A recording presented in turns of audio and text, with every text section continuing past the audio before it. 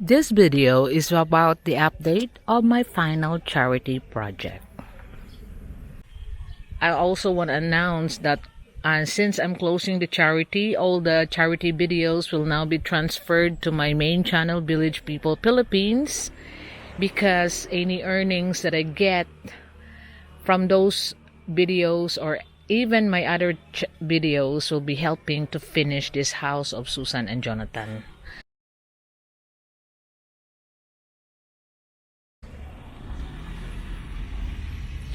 What you're looking at here is now the deployment of our final charity project.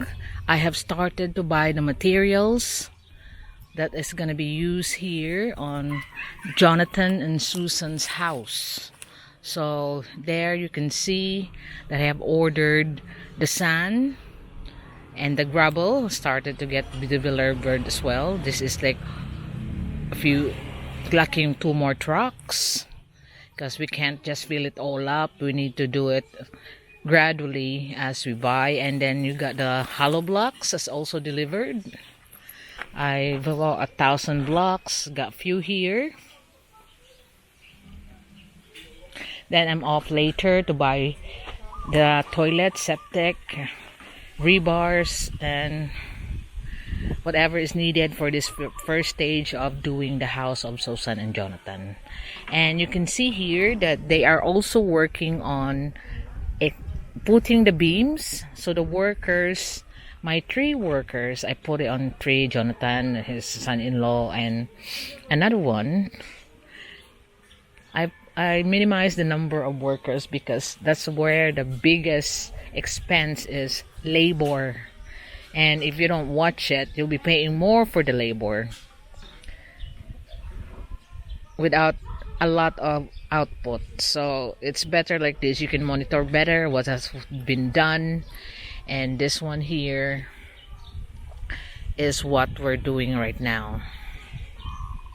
I want this finished before Christmas or Christmas time. They have to move in here. So that will be this is gonna be a life-changing thing that we help the family. So there, I'm happy to see all this now being dug up and started to deploy.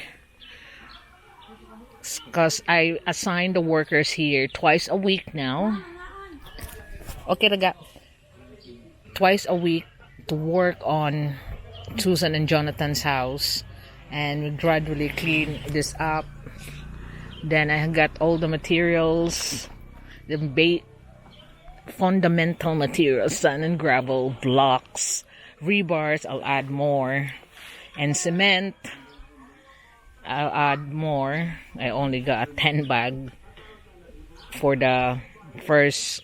I was thinking that it's gonna be so slow, but I'm so glad that Sir Ben helped us as well, Sir Jeff. So this is gonna be, I want to make sure this is gonna happen, and I want the family to move here so they'll have a safe house away from the road and a decent house, so that they will not be the poorest among the village, that people are looking down on this family, because they are really very hardworking, but they just don't have the opportunity. So at least it's clear. And when Johnathan put on some of the bars, there he got it already there, all the rings for the columns. I'll have to buy all the plywood. He's only asking for a couple of plywood, but you know, for 2 columns, 2 columns to pour. But you know, slowly but surely we'll get there. I'm really committed to have this house built for them. And also in this side of the area, as you can see, there's the accessories of the water refilling stations now start to be installed. And that's their office. So the water refilling station, that's gonna have a good impact on the community, because that's one of the needed facilities that we don't have here. In fact, The nearest water refilling station here is about 6 to 7 kilometers down the road. So this is gonna be a great help, not only for the person's gonna run this business, but also for the whole community. That it saves a lot of people the hassle of buying water down in Pitos, and it will cost them 100 pesos back and forth. Whereas if they buy it here, it's just within the community, even if they are living far, because there are still 6 barangays up away from here. It still make a difference if they don't just go down to Pitos, minimize the traffic the area is causing, because a lot of people congregate in the same area, and that's why it's called Pitos. It means in Visayan word, it's really tight. So it is tight with traffic. Traffic's hilarious, especially on rush hour.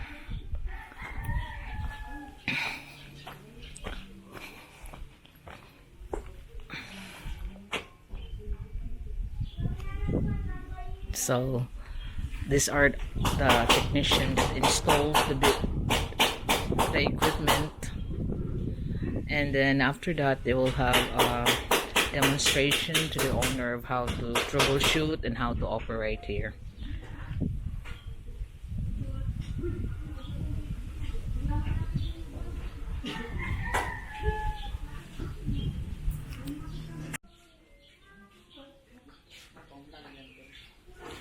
So this is the refilling station, and you can see that the glass will soon come to be installed here. And wisely, he's very clever with this kind of design that he done on the refilling station. Actually, have you noticed that he divided the middle of the space, and that will be their office, and also another business that he's thinking, because the June is quite good in repairing cell phone, laptops, and all that, and he's gonna open that one as well here. So their office will be also used as a business premises for their cell phone, laptops repairs. And you know that when you're running a refilling station, 60% of it, the water will be wasted. So he's also planning to have a car and motorbike wash business. So I told him that you can do it here on the side, because our aim for this self-help community is to make sure that everything is clean and tidy.